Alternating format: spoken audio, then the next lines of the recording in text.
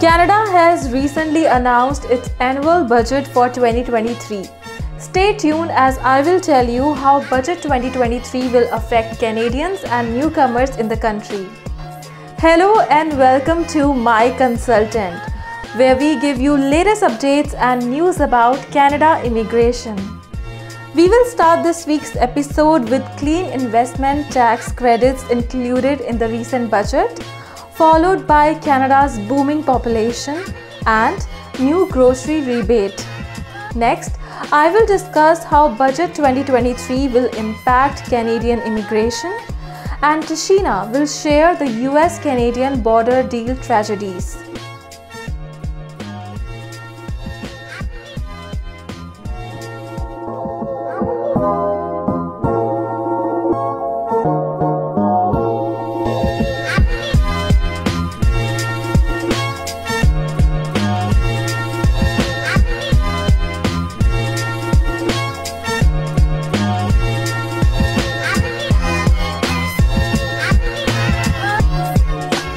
Canada's 2023 federal budget, a Made in Canada plan, the Government of Canada is making investments to support a stronger middle class, an affordable economy, and a healthier future for Canadians.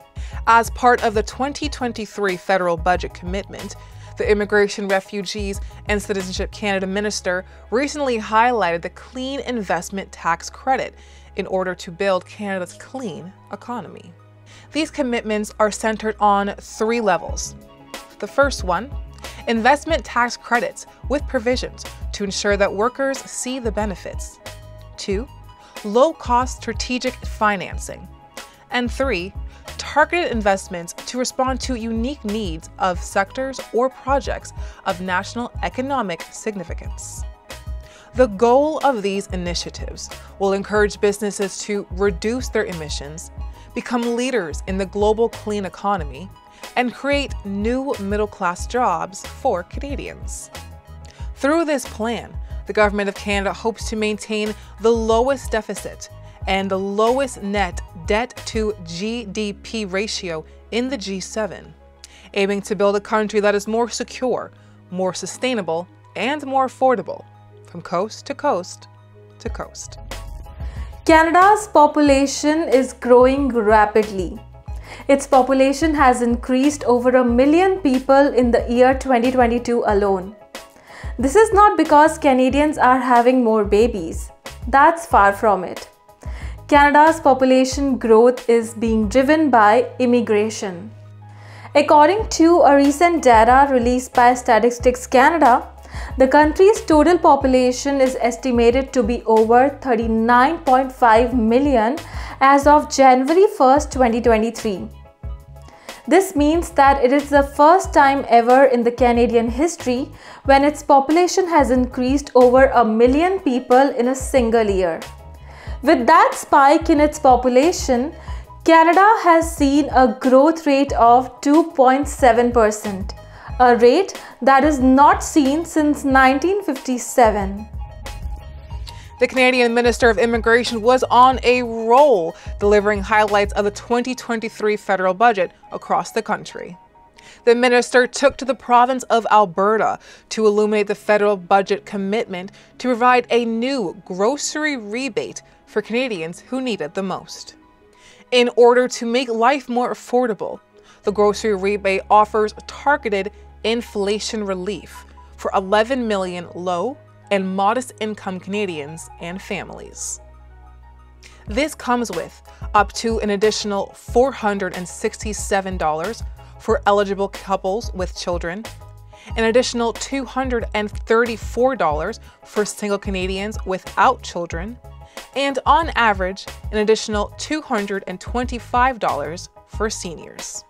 The Government of Canada is also taking steps to crack down on junk fees, predatory lending, and lower credit card transaction fees for small businesses. All this with the objective to help Canadians keep more of their money in their pockets. Every year, Canada releases a budget that defines the country's plans for spending. It is a major influence in all aspects of life for Canadians and newcomers alike. The budget shows Canada's plans for spending and reflects the current government's priorities. It also shows the outlook of Canada's fiscal and economic health. These are both major factors in Canada's immigration strategy. Budget 2022 committed $1.6 billion over 6 years and $315 million ongoing to support Canada's immigration levels plan and welcome around 500,000 new permanent residents each year by 2025. This year's budget focuses more heavily on healthcare spendings, clean energy investments, and affordability measures for Canadians who are feeling the most pressure by high inflation. Now let's see how Budget 2023 will impact Canada's immigration. The latest budget has allocated additional funding to support current immigration programs and streamline application processing. It contains an additional $55 million in spending towards the immigration system. This is an additional $4.5 billion in spending. IRCC plans for the 2023 to 2024 fiscal year. The budget recommends offering $10 million over the span of 5 years, starting this year, with $14.6 million in remaining amortization for IRCC and the Royal Canadian Mounted Police, that is RCMP, to implement biometrics. This will help expedite the processing of citizenship applications. The budget also suggests expanding eligibility for the Electronic Travel Authorization Program to travelers from low-risk countries. The government mentions that the measure will cost $50.8 million over 4 years. The federal government aspires that this will make Canada a go-to destination for travelers. Budget 2023 also involves policies that will impact both Canadians and newcomers, such as a national dental care plan for families with income lower than $90,000 annually, and the creation of a tax-free home savings account. Starting April 1st, financial institutions will be able to provide these accounts to offer first-time home buyers an opportunity to save up to $40,000 by funding up to $8,000 a year. Additionally, the government also committed to $171.4 million over 3 years to support Ukrainians. The federal government proposes $123.2 million to expand the French language in communities outside of Quebec. This will boost Francophone immigration in Canada and will also help Canadian employers to recruit French-speaking workers.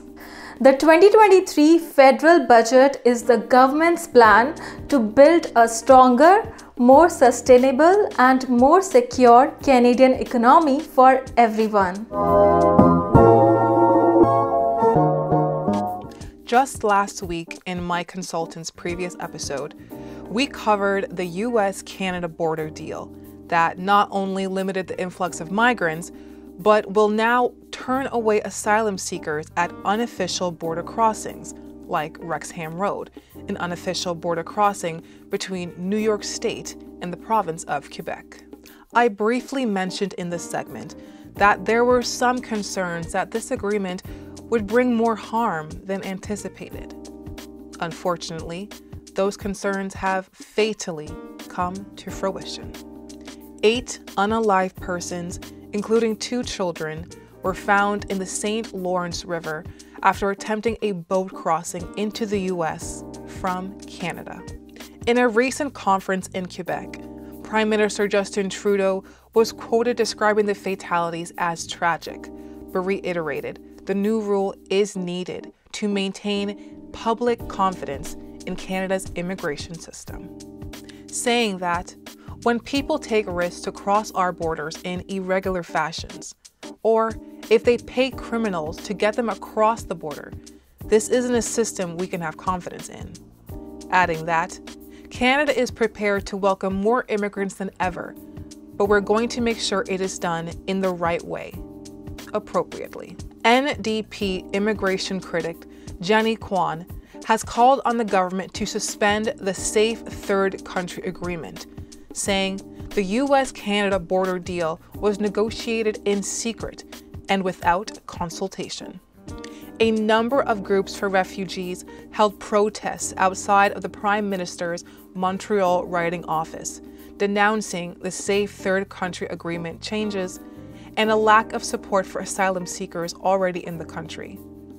A similar protest was held in Toronto.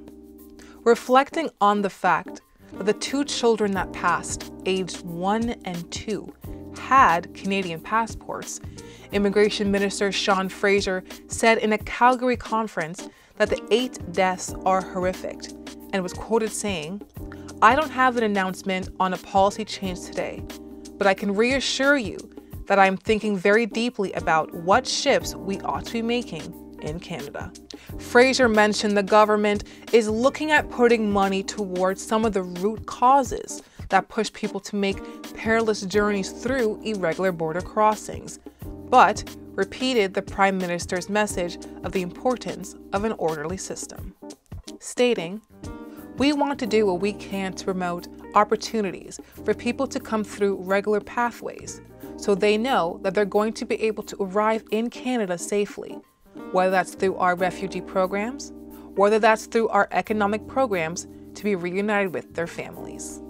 Despite the recent crackdown at the border, the federal government set aside $1 billion for temporary shelter and healthcare coverage for asylum seekers. Thank you for joining us for this week's episode. Please click the bell icon to subscribe to the My Consultant YouTube channel to get weekly updates on our latest episodes. For more information on the topics covered, please visit MyConsultant.ca, where you can contact an authorized immigration and citizenship consultant. I am Tashina Thompson. I am Tina Batra, and we'll see you next week.